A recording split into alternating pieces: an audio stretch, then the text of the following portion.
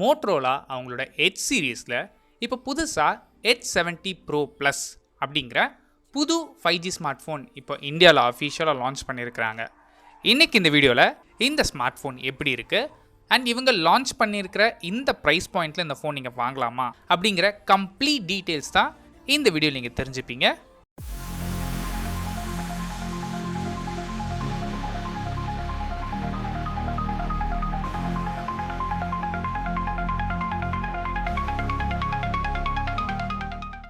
First நம்ம பார்க்குறது design.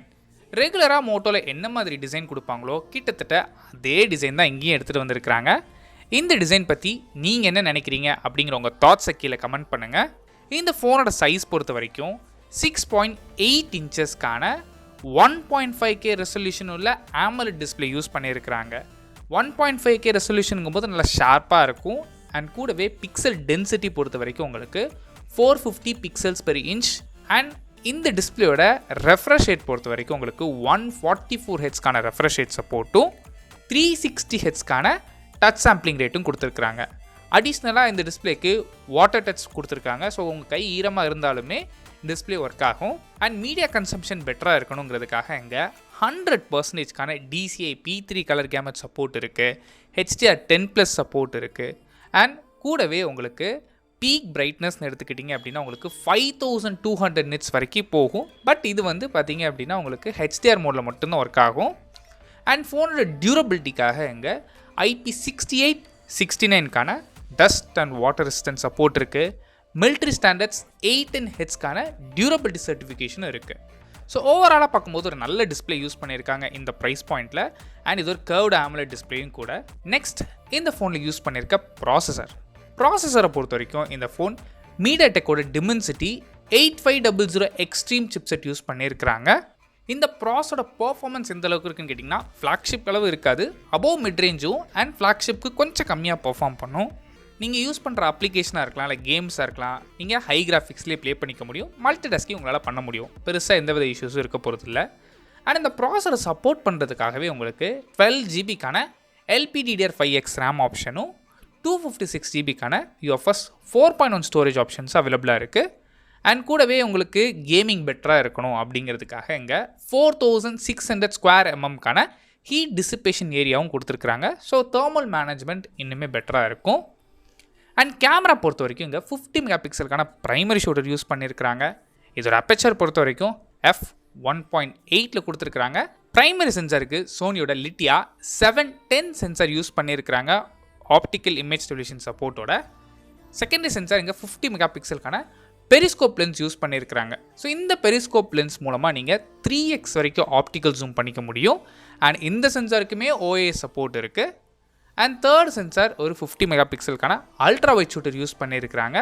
இது வந்து 2-in-1 சென்சார்னு சொல்லியிருக்காங்க. அதாவது லைட் சென்சாரும் சேர்த்து இதில் இருக்குன்னு சொல்லியிருக்கிறாங்க.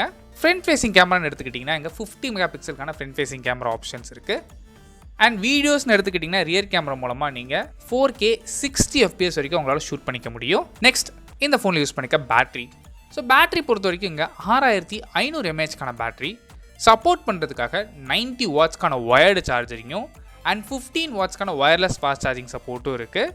கூடவே ரிவர்ஸ் சார்ஜிங் சப்போர்ட்டும் கொடுத்துருக்காங்க. அது ஒயர்லேயே இருக்குது, ஒயர்லெஸ்லேயே இருக்குது. 5 வாட்ஸ்க்கான சப்போர்ட் கொடுத்துருக்குறாங்க.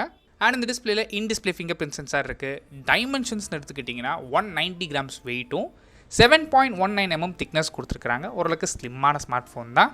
சாஃப்ட்வேர் பொறுத்த வரைக்கும் இந்த ஃபோன் Android 16 ரன் ஆகுது. இதுக்கு மேலே மோட்டோட ஓன் யூஐயான ஹெலோ UI இங்கே அப்ளை பண்ணியிருக்கிறாங்க. ஃபைனலாக இந்த ஃபோனோட ப்ரைஸிங். ஸோ ப்ரைஸிங் பொறுத்த வரைக்கும் இந்தியாவில் உங்களுக்கு 12GB RAM 256GB வேரியன்ட் உங்களுக்கு 47,999 லான்ச் பண்ணியிருக்கிறாங்க. ஸோ இந்த ப்ரைஸ் ரேஞ்சில் அந்த ஃபோன் வாங்கலாமா, இந்த ப்ரைஸ் ரேஞ்சில் இந்த ஃபோன் வேல்யூ ஃபார் மணி ஃபோனாக கேட்டிங்கன்னா இப்போ இருக்க RAM காம்பனன்ட்ஸ் ப்ரைஸ்லாம் வச்சு பார்க்கும்போது ஒவ்வொரு பிராண்டுமே பார்த்திங்க அப்படின்னா ப்ரைஸை இன்க்ரீஸ் பண்ணிக்கிட்டே தான் இருக்கிறாங்க. இந்த ஸ்மார்ட் ஃபோன் ஓரளவுக்கு வேல்யூ ஃபார் மணி ஃபோனாக தெரியுது. இதில் 3000 rupees வரைக்கும் இன்ஸ்டன்ட் கேஷ்பேக் ஆப்ஷன்ஸ் அவைலபிளாக இருக்குது. இதெல்லாம் வச்சு பார்க்கும்போது டேரக்ட் காம்படிஷன் எடுத்துக்கிட்டிங்க அப்படின்னா உங்களுக்கு நத்திங்கோட 4A Pro ஸ்மார்ட் ஃபோன் இருக்குது. அதுவும் இதோட ப்ரைஸிங் அதிகம். அண்ட் ப்ராசரும் பார்த்திங்க அப்படின்னா இது கொஞ்சம் ஸ்லைட்டாக பெட்டராக இருக்கும். ஸோ நீங்கள் ஆஃப்லைனில் போய் ஒரு ஸ்மார்ட் ஃபோன் வாங்க போகிறீங்க அப்படிங்கிற பதிலுக்கு தாராளமாக இந்த ஃபோன் நீங்கள் கன்சிடர் பண்ணி பார்க்கலாம். பிகாஸ் ஆஃப்லைனில் இந்த மாதிரி ஃபோன்ஸ் எதுவும் கிடையாது. ஸோ அப்படி பார்த்தா இது பெட்டர் வேல்யூ ஃபார் மணியாக தெரியும். பட் ஆன்லைனில் தான் நீங்கள் பர்ச்சேஸ் பண்ண போகிறீங்க, உங்களுக்கு வேல்யூ ஃபார் மணி ஃபோன் வேணும் அப்படின்னு நினச்சிங்க அப்படின்னா ஐக்யூவில் 15R இருக்குது. பர்ஃபார்மன்ஸ் ரொம்ப நல்லாயிருக்கும். கேமரா பெருசாக எதிர்பார்க்காதீங்க. இல்லை உங்களால் கொஞ்சம் எக்ஸ்ட்ரா அஃபோர்ட் பண்ண முடியும்னு நினச்சிங்கன்னா OnePlusல 13S இருக்குது. நீங்கள் தாராளமாக அந்த ஃபோன் கூட கன்சிடர் பண்ணி பார்க்கலாம். இல்லை இதே ப்ரைஸ் ரேஞ்சில் ஒரு கூகுள் ஃபோன் வேணும்னு நினச்சிங்கன்னா கூகுள் பிக்சல் 10a இருக்குது. நீங்கள் தாராளமாக அந்த ஃபோனுக்கு கன்சிடர் பண்ணலாம். பட் கூகுள் ஃபோன் நீங்கள் கன்சிடர் பண்ணும்போது பெசல்ஸ் கொஞ்சம் திக்காக இருக்கும், இந்தளவுக்கு ப்ரீமியமாக இருக்காது. ஸோ அதுவும் நீங்கள் நோட் பண்ண வேண்டிய விஷயம். ப்ளஸ் பேட்டரி அதில் 5100 mAh தான். ஒரு நல்ல கேமரா இருக்கும், அதில் எந்த வித சந்தேகமும் கிடையாது. இல்லை அப்படின்னா உங்களுக்கு போக்கோவில் X8 Pro இருக்குது, X8 Pro Max இருக்குது. நீங்கள் தாராளமாக இந்த ஃபோன்ஸ் கூட கன்சிடர் பண்ணி பார்க்கலாம். நீங்கள் என்ன நினைக்கிறீங்க அப்படிங்க உங்கள் தாட்ஸை கீழே கமெண்ட் பண்ணுங்கள். தேங்க்ஸ் ஃபார் வாட்சிங்.